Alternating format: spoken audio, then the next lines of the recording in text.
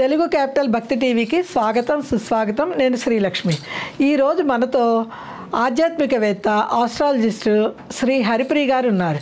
హరిప్రియ గారు నమస్కారం అండి. నమస్తే అమ్మా. మునుపు శివుని అవతారాలు చెప్పారు, 10 రకాల అవతారాలు చెప్పారు, దశావతారాలు. ఇప్పుడు రూపాలు వర్ణిస్తా అన్నారు.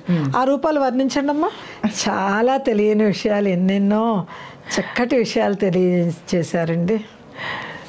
తరువాత దీంతో పాటుగా ఆ దంపతులిద్దరూ కలియుగంలో నలుడు దమయంతిగా జన్మించారు. వారిద్దరు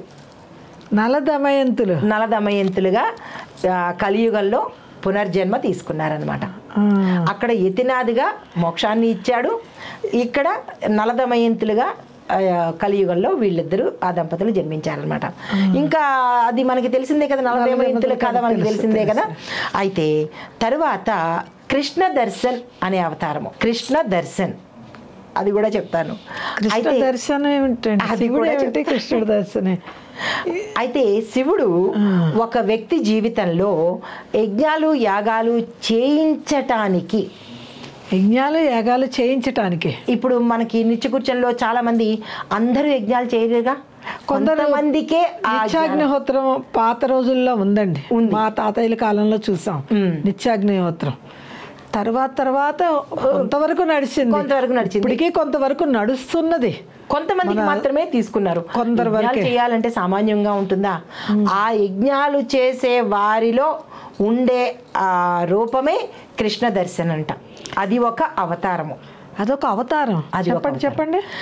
శివుడు అంటే యజ్ఞాలు ఆచారాలకు ప్రాముఖ్యత ఇస్తూ వాటిని హైలైట్ చేయడానికి, వాటిని అంటే మానవులకు ఎక్కువగా చేయడానికి, వాళ్ళలో ఈ యజ్ఞాలు చేసే ఆచారాన్ని వృద్ధి చెందించడం కోసమని కృష్ణ దర్శన్ అనే ఒక అవతారాన్ని ఈయన తీసుకున్నారు. అవతారం పేరు అసలు వినలేదు.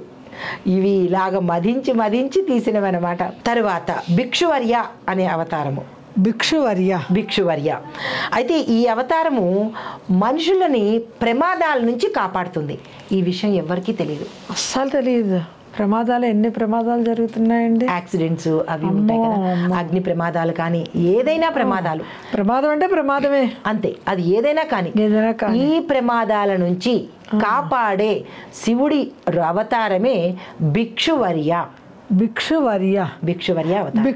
భిక్షు పేరు కూడా వింటాం కానీ అవతారం సంగతి అని తెలియదు. భిక్షపతి అలా పేర్లు విన్నాం కానీ అవతారం తెలియదు. ఇది ప్రమాదాల నుంచి, ప్రత్యేకంగా మానవుల్ని ప్రమాదాల నుంచి కాపాడడం కోసము శివుడు తీసుకున్న అవతారమే భిక్షువర్య అవతారము. చాలా చిన్నది కానీ అంత పెద్ద విశిష్టతలోకి వెళ్ళలేదు, కానీ శివుడైతే అవతారం తీసుకున్నాడు.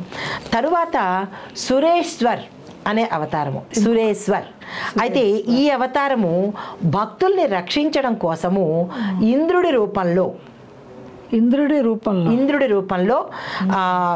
ఈ అవతారం పేరుతో ఇంద్రుడి రూపంలో భక్తుల్ని రక్షించడం కోసము, అంటే మనకి పురాణాల్లో ఎక్కువగా కనిపిస్తూ ఉంటుంది. మనకి కలియుగంలో అంత ఇంద్రుడు రావడము అలాంటివి మనకి జరగలేదు, కానీ ద్వాపర యుగం వరకు కూడా ఈ ఇంద్రుడు ప్రత్యక్షం అవ్వడము, ఇంద్రుడు ఏ రూపంలో, మనకి కర్ణుడికి కూడా ఇంద్రుడు ప్రత్యక్షం అయ్యాడు బ్రాహ్మణ రూపంలో, గుర్తుందా? స్వర్ణ అదేంటిది కవచ కుండలాలు తీసుకోవడం కోసము, బంగారం పన్ను తీసుకోవడం కోసము, అది అలా అవతారాలు ఎత్తిన ఇంద్రుడి అవతారమే ఈయనది అనమాట. ఏంటి? సురేశ్వర్ అనే అవతారం. సురేశ్వర్ అవతారము ఇంద్రుడి రూపంలో వస్తాడు. తరువాత కిరీట్ లేదా వేటగాడి అవతారము. వింటాం, అర్జున పాల్గొన కిరీటి అంట. కిరీటి అనేది అర్జునుడికి మరొక పేరు. అయితే ఈ అవతారము ఎగ్జాక్ట్లీ అర్జునుడు ధ్యానం చేసుకుంటున్నప్పుడు శివుడు వేటగాడి రూపంలో వస్తాడు. ఆయనకి ఇది కూడా ఇస్తాడు కదా, బాణాలు కూడా ఇస్తాడు కదా. అవును, పందిని వేటాడే సమయంలో అనమాట. అంటే పాశుపతాస్త్రము. అయితే ఇవన్నీ మనకి పురాణాల్లో కథలుగా విన్నామే, కానీ అవి అవతారాలు అన్న విషయము ఎవరికీ తెలియదు. నిజమే కదా, అర్జునుడు కదండి. ఒక పంది వేటగాడు వచ్చాడు, అర్జునుడు తపస్సు చేసుకున్నాడని తెలుసు కానీ అవతార విశేషాలు తెలియదు, అవతార విశేషాలు తెలియదు, ఆ రూపాల సంగతి తెలియదు. ఆ కిరీట్ లేదా వేటగాడి తెలిసిన వాళ్ళకి తెలుస్తుందిలేండి, తెలియని ప్రజల కోసం, తెలియని భక్తుల కోసం ఇప్పుడు మనం ప్రస్తావించేది వాళ్ళ కోసమే. అయితే చంపడానికి, అదే పందిని చంపడానికి ఇద్దరు కలిసి వేటాడుకుంటారు కదా, ఇటు శివుడు వేటాడతాడు, నాదంటే నాది, ముందు నేనేసాను బాణము, లేదు ముందు నేనేసానని ఇద్దరు తగాదలాడుకుంటారు కదా, అది ఆ వేటగాడి రూపమే శివుడు అనమాట. అర్జునుడు తీవ్రమైన తపస్సులో ఉంటాడు. ఆ తపస్సులో ఉన్నప్పుడు తపస్సును భగ్నం చేయడం కోసము శివుడు ఏం చేస్తాడంటే ఒక బాణానికి తాడు ఉంటుంది కదా, ఆ తాడుని లాగితే ఒక రకమైన శబ్దం వస్తుంది. అవునండి. ఆ శబ్దంతో ఈయన తపస్సుని భంగం చేద్దామని ప్రయత్నం చేశాడు, అవ్వలేదు. అంత తపోదీక్షలో ఉన్నాడు అర్జునుడు. అయితే ఆ అవకాశం అవ్వలేదు కాబట్టి పంది రూపంలో పందిని ప్రవేశపెట్టి దాన్ని వేటాడే రూపంలో, మరి ఇంకా రాజు తాలూకా ఎక్కడ రాజుకి పౌరుషం వస్తుంది, వేటలో పౌరుషం వస్తుంది. దానికి లొంగలేదు కానీ వేటకి లొంగిపోయాడు కదా, అప్పుడు వేటకి లొంగిపోయి ఇద్దరు ఆ పంది గురించి తగాదాలాడము. తర్వాత కథ మనకందరికీ తెలిసిందే. అంటే ఈ వేటగాడి అవతారం ఎత్తింది ఈ నిమిత్తంగా అన్నమాట, అర్జునుడి తపస్సుని భంగం చేయడం కోసం. తర్వాత ఇంకొకటి ఏంటంటే సుంతన్ తారక. మళ్ళీ చెప్పండి. సుంతన్ తారక. తారక పేరు వింటున్నాం కానీ సుంతన్ తారక, సుంతన్ పేరు మాత్రం వెళ్ళలేదు. అయితే ఈ అవతారము చిన్ని అవతారమే. దేనికోసం అంటే హిమవంతుడు కూతురు పార్వతీదేవి కదా, హైమవతి కదా, ఆమెను పెళ్లి చేసుకోవడం కోసం ఈ బుల్లి అవతారాన్ని ఎత్తి ఒక చిన్న మాయ చేసేసి పెళ్లి కోసము ఎన్ని మాయలు ఆ రోజుల్లో కూడా ఎన్నో మాయలు చేయాల్సి వచ్చేది, తప్పదు మరి, అది లోక కళ్యాణం కోసం మరి. అవును కదా. ఆ సుంతన్ తారక అవతారం ఎత్తి హిమవంతుణ్ణి ప్రసన్నం చేసుకుని ఆయన కూతురు అయిన హైమవతిని పార్వతిని పెళ్లి చేసుకోవడం కోసం ఈ చిన్ని అవతారాన్ని ఎత్తాడనమాట. తరువాత బ్రహ్మచారి అవతారం తెలిసిందే. అమ్మవారు స్వామి కోసం తపస్సు చేస్తుంది, ఎలాగైనా సరే నేను ఆయన్నే పెళ్లి చేసుకుంటాను అని సేవలు చేస్తుంటుంది. ఆ కథ అందరికీ తెలిసిందే. అంటే బ్రహ్మచారి అవతారం కూడా ఆ అమ్మవారిని పరీక్షించడం కోసం బ్రహ్మచారి అవతారం ఎత్తాడు. ఏమని తిడతాడు, అమ్మవారిని ముందు పరీక్ష కోసం చేస్తాడు. నిజంగా శివుడు అంటే భర్తగా తీసుకోవాలి అంటే అంత శక్తి ఉందా, అంత దీక్ష ఉందా, అంత అంటే పవర్ ఉందా అనేది మరి పరీక్షించాలంటే చాలా చాలా చెలోక్తులు అంటుంటాడు. ఏంటి ఎప్పుడు శ్మశానాల్లో తిరుగుతుంటాడో, ఆయన నీకెందుకమ్మా, నువ్వు చాలా రాకుమారివి, నువ్వు శ్మశానాల్లో తిరగలేవు కదా, అయినా సరే నాకు ఆయనే కావాలి అంటుంది ఆ తల్లి. తర్వాత ఆయనకి ఏమైనా భోగభాగ్యాలు ఉన్నాయా, కపాలంలో తింటూ ఉంటాడు, వెండి పళ్ళాలా, నువ్వు రాకుమారివి, వెండి కంచాల్లో తిరిగావు, నీకు మరి ఆయన ఎక్కడ సరిపోడు కదా అంటే, లేదు నాకు ఆయనే కావాలి అంటుంది. నువ్వు పట్టుపరుపుల మీద ఉన్నావు, మరి ఆయనేమో మంచు మీద ఉన్నాడు, నీకు నొప్పి కలుగుతుంది కదా అంటే, లేదు అని అంటే ఈవిడ యొక్క భక్తిని శక్తిని పరీక్షించడం కోసం బ్రహ్మచారిగా వచ్చి ఈయన ఏది చెప్పినా, అంటే శివుడు గురించి ఎంత నెగిటివ్గా చెప్పినా ఆ తల్లి నాకు అదే కావాలి, నేను పర్వాలేదు అన్నట్టుగా అడ్జస్ట్, అంటే ఆ తల్లి చెప్పుకుంటూ వస్తుంది. ఇది ఒక చిన్నగా చెప్పుకుంటే ఆధ్యాత్మిక పరంగా భార్య ఎంచుకునేటప్పుడు భర్త కొన్ని ఇవి కనుక్కుంటాడు. ఏమని, అంత ఓర్పు స్త్రీలో ఉందా అని. ఓర్పుకి ప్రతీక స్త్రీ. ఓర్పుకి మరి అంత సంసారాన్ని ఇదాలంటే ఆ తల్లికి ఎంత ఓర్పు, భూదేవికి ఉన్నంత ఓర్పు ఉండాలి. పూర్వం ఇలా పరీక్షించేవారు అనమాట. ఇలా రకాలుగా ఉంటుంది అంటే పర్వాలేదు అని ఆడవాళ్ళు అడ్జస్ట్ అయ్యేవారు అనమాట. సో అంటే అది అటువైపే కాకుండా మనకి ఆధ్యాత్మికంలో కూడా ఇట్లాంటి పరీక్షలు ఆడవారికి ఇప్పటికీ ఆ రోజుల్లోనూ ఉన్నాయి, ఈ రోజుల్లోనూ ఉన్నాయన్నమాట. అయితే యజ్ఞేశ్వర్ తర్వాత అవతారము యజ్ఞేశ్వర్. ఈ యజ్ఞేశ్వర అవతారం ఏంటంటే శివుడు దేవతల యొక్క మనస్సుల్లోకి దూరి వాళ్ళ యొక్క అహంకారాన్ని కట్ చేయడం కోసం. అహంకారాన్ని, మనలో ఉన్న అహంకారాన్ని, దేవతల్లో ఉన్న అహంకారాన్ని, దేవతల్లో ఉన్న అహంకారాన్ని. ఇప్పుడు వరుణుడు కానీ, వాయుదేవుడు కానీ, ఇంద్రుడు కానీ, నేనే గొప్ప, నేను లేకపోతే ఏమీ లేదని వాయుదేవుడు, నేను లేకపోతే భూమి స్తంభించిపోతుందని వాయుదేవుడు, అరే నేను లేకపోతే అసలు అగ్నే లేదు, హోమాలే లేవు, యజ్ఞాలు లేవని అగ్నిదేవుడు. ఇలా వాళ్ళ అహంకారాన్ని అణచడం కోసము వారి మనస్సుల్లో దూరేదే యజ్ఞేశ్వర్ అవతారము. వాళ్ళ మనసుల్లోకి ఏకంగా దేవతల మనసుల్లోకి దూరి అహంకారాన్ని అణిచేందుకు యజ్ఞేశ్వర అవతారము. చిన్న అవతారాలు, కానీ మనకి ఇంత విశ్లేషణగా తెలియదు. తర్వాత అవధూత అవతారము, ఇది ఆఖరిది. ఎన్ని అవతారాలండి ఆ స్వామి! మన కోసం, దేవతల కోసము, మన కోసము కూడా, దేవతల కోసము మన కోసం. చాలా అద్భుతము.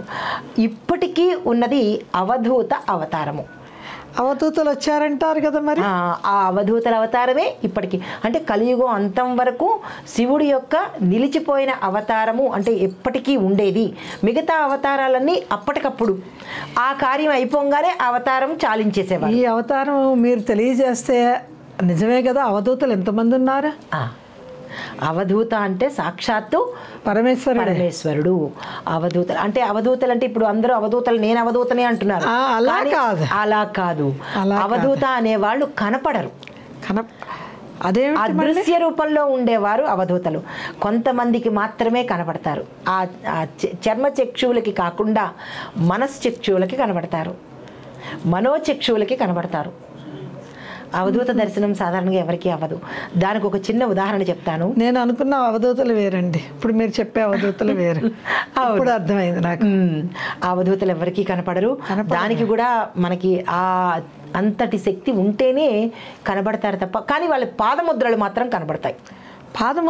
వాళ్ళ పాదముద్రలు కనబడతాయి. ప్రత్యక్షంగా పాదముద్రలు నేను చూశాను. ఆ పెనుగొండ అని అనంతపురం దగ్గర ఉన్న పెనుగొండలో ఒక పీఠం ఉంది, శ్రీశక్తి పీఠం అని. ఆ శ్రీశక్తి పీఠంలో ప్రత్యక్షంగా నేను వెళ్ళి చూసొచ్చాను. నేను మొదట్లో అవునా అనుకున్నాను, కానీ అది అవును. ఆ స్వామివారి పాదము అంటే అవధూత పాదం అనమాట. ప్రతి పౌర్ణమికి వస్తారట అక్కడికి, ఎవరికి కనపడరు. కానీ వచ్చి వెళ్ళినందుకు పాదముద్రలు మాత్రం క్లియర్గా ప్రస్ఫుటంగా, మన మెత్తటి ఇసుక అంటే మట్టిలో మన అంటే బురదలో మనం పాదం వేస్తే ఎట్లా ఉంటుంది, బరువుకి ఆ పాదం అనుగుద్ది కదా, మన పాదముద్రలు పడతాయి కదా, అలాగే అక్కడ ఆ పాదముద్రలు ప్రత్యక్షంగా చూశానన్నమాట. ఉన్నాయి. చాలా అదృష్టవంతులు.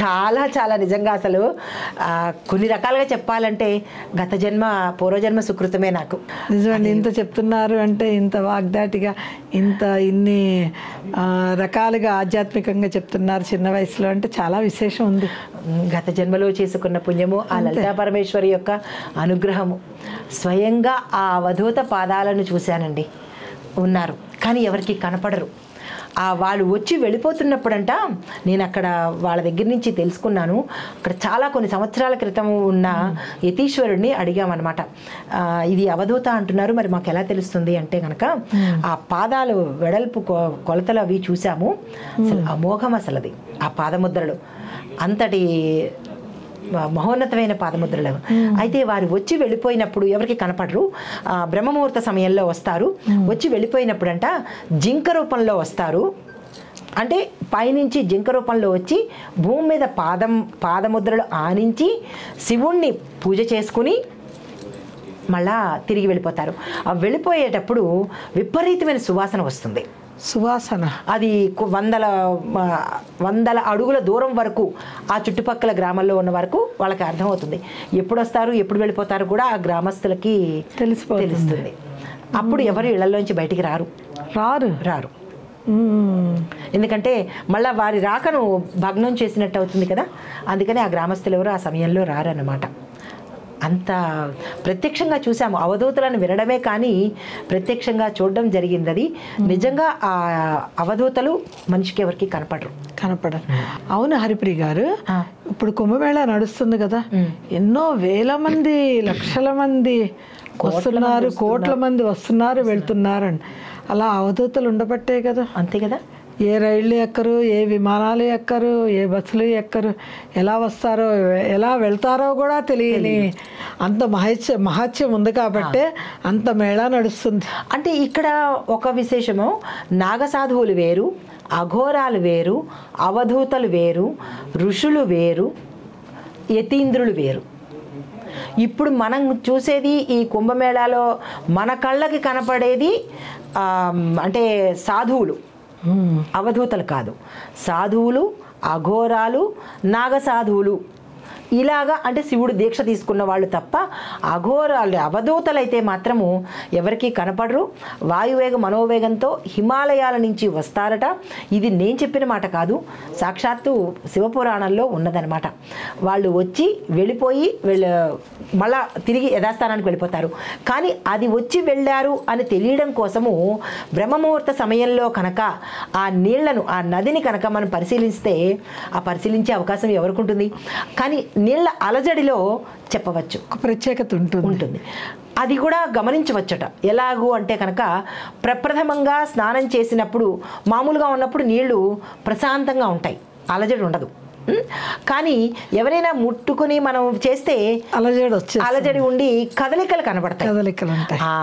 అంటే బ్రహ్మముహూర్త సమయంలో ఈ అవధూతలు, ఈ తపస్సులు చేసిన వాళ్ళు స్నానం చేసి వెళ్ళిపోయిన తర్వాత ఈ నాగసాధువులు కానీ అఘోరాలు కానీ వాళ్ళు స్నానం చేస్తారు. వాళ్ళు మనకు కనబడతారు, వాళ్ళైతే మనకు కనపడరు.